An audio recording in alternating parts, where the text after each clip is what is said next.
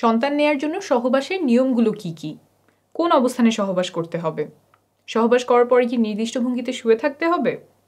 ঘন ঘন বীর্যপাত করলে কি পুরুষের প্রজনন ক্ষমতা কমে যায়? এমন অনেকগুলো প্রশ্ন আপনাদের কাছ থেকে এসেছে। এই ভিডিওতে বিষয়গুলো সহজ করে বোঝাবো। একদম হাত কলমে দেখিয়ে দিচ্ছি। এটা হচ্ছে একজন নারীর কোমরের অংশের মডেল। এই দুটো হচ্ছে কোমরের হাড্ডি আর এইটা হচ্ছে মেরুদণ্ড। আমরা নিচে চলে যাই। এই ওপরে যে ছোট্ট ছিদ্রটা দেখতে পাচ্ছেন, এটা হচ্ছে প্রস্রাবের রাস্তা, এদিক দিয়ে প্রস্রাব বের হয়। তার নিচে এই ছিদ্রটা দেখতে পাচ্ছেন, এইটা হচ্ছে যোনিপথের ছিদ্র। এখান দিয়েই মাসিকের রক্ত বের হয়, প্রসবের সময় এই রাস্তা দিয়েই বাচ্চা বের হয় এবং সহবাসের সময় এই রাস্তাতেই বীর্যপাত হয়। আর নিচে যেটা দেখতে পাচ্ছেন, এটা হচ্ছে পায়ুপথ, এখান দিয়ে মল বের হয়। এখন আমরা চলে আসি ভেতরে কি আছে। সবচেয়ে উপরের ছিদ্রটা ছিল প্রস্রাবের রাস্তা, তাই আমাদের প্রস্রাবের রাস্তার পেছনে আছে মূত্রথলি। এখানে প্রস্রাব জমা থাকে, তারপর প্রস্রাবের রাস্তা দিয়ে বের হয়ে যায়। এখন আমরা আসবো যোনিপথের রাস্তার পেছনে কি থাকে। সন্তান ধারণ বোঝার জন্য এটাই সবচেয়ে গুরুত্বপূর্ণ। যোনিপথের পেছনে থাকে এই জিনিসটা, আস্তে আস্তে বোঝাই। এই যে দেখছেন ছিদ্রটা, এটাই হচ্ছে যোনিপথের ছিদ্র। এদিক দিয়েই রক্ত বের হয়, এদিক দিয়েই বীর্যপাত হয়, আবার এই রাস্তা দিয়েই বাচ্চা প্রসব হয়। তো এইখানে হচ্ছে আমাদের বীর্যপাতটা হয়। বীর্যপাত হওয়ার পরে শুক্রাণু এইখান থেকে চলে যায় জরায়ুতে। জরায়ুটা হচ্ছে এই জিনিসটা, এই যে এইটা হচ্ছে আমাদের জরায়ু। ভেতর থেকে কীরকম দেখা যায়? ভেতর থেকে এরকম দেখা যায়। আমি আরেকটা ভালো মডেলে এই যোনিপথ এবং জরায়ুটা দেখাচ্ছি। এই যে এটা একই, এই জায়গাটা, এইটা হচ্ছে আমাদের যোনিপথের ছিদ্র। এই দিক দিয়ে মাসিকের রক্ত বের হবে। ভেতর থেকে যদি আসি, তাহলে এই যে এইখানে আমার যোনিপথের ছিদ্র, এইটা হচ্ছে যোনিপথ, আর এই যে এইটা হচ্ছে আমাদের জরায়ু। সহবাসের সময় এই জায়গাটাতে বীর্যপাত হয়।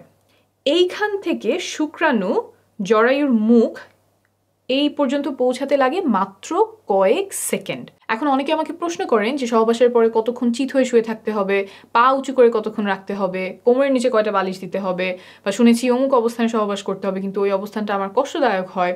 এই যে যতগুলো কাজ বললাম, এই কাজগুলোর কোনোটা গর্ভধারণে বা সন্তান ধারণে উপকার করে এমন কোনো প্রমাণ নেই। তাই এগুলোতে যদি আপনার কষ্ট হয়, তাহলে এগুলো করার কোনো প্রয়োজন নাই। তো আপনার যদি ভালো লাগে তাহলে করতেই পারেন।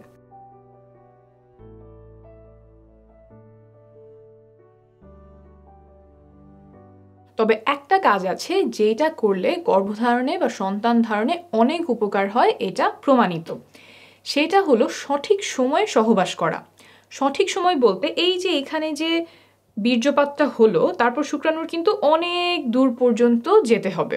শুধুমাত্র জরায়ুতে গেলেই হবে না, জরায়ুর পরেও আরও রাস্তা আছে, সেটা আমি দেখাচ্ছি। এই যোনিপথ পার হয়ে, জরায়ু পার হয়ে নালী পর্যন্ত আসতে হয়। এই যে জরায়ুর দুই পাশে যে জিনিসটা দেখছেন, এইটাই ডিম্বাশয়। এইখানে ডিম্বাণু থাকে, তারপর ডিম ফুটে বের হয়ে নালীতে আসে। এইখানে এসে ডিম্বাণু শুক্রাণুর সাথে মিলিত হয়। অর্থাৎ শুক্রাণুর যে লম্বা পথ, যোনিপথ, তারপর জরায়ু, তারপর নালীতে আসা, এই লম্বা যাত্রায় তাকে অনেক কিছু সাহায্য করে।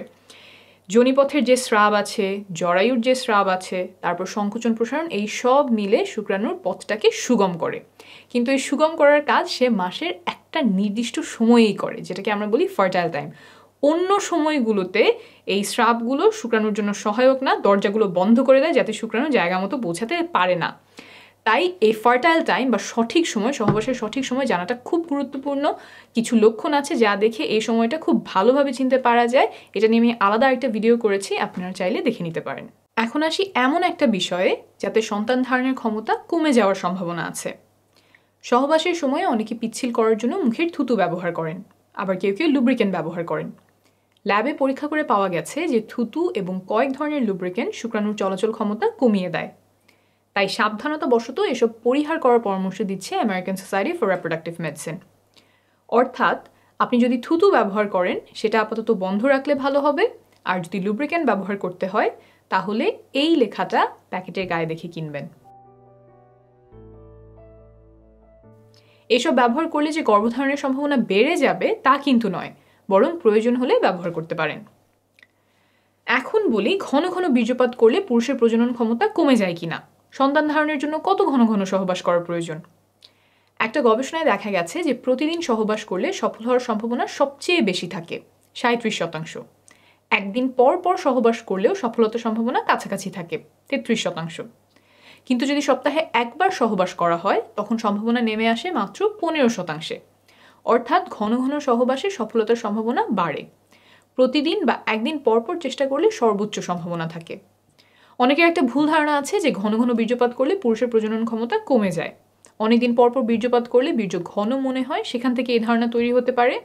তবে প্রায় 10,000 বীর্যের স্যাম্পল নিয়ে করা একটা বড় গবেষণায় দেখা গেছে যে প্রতিদিন বীর্যপাতেও শুক্রাণুর সংখ্যা স্বাভাবিক থাকে।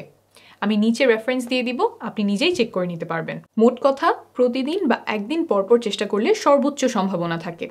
আর যদি ফার্টাইল উইন্ডো বা গর্ভধারণের সবচেয়ে সম্ভাবনাময় সময়টা খুঁজে বের করে তখন ঘন ঘন চেষ্টা করা যায় তাহলে আরও ভালো।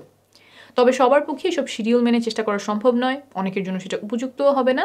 আপনি নির্ভরযোগ্য তথ্যগুলো জেনে রাখলেন, তারপর আপনার পরিস্থিতি অনুযায়ী যেটা ভালো হয় আপনি সেভাবেই সিদ্ধান্ত নেবেন।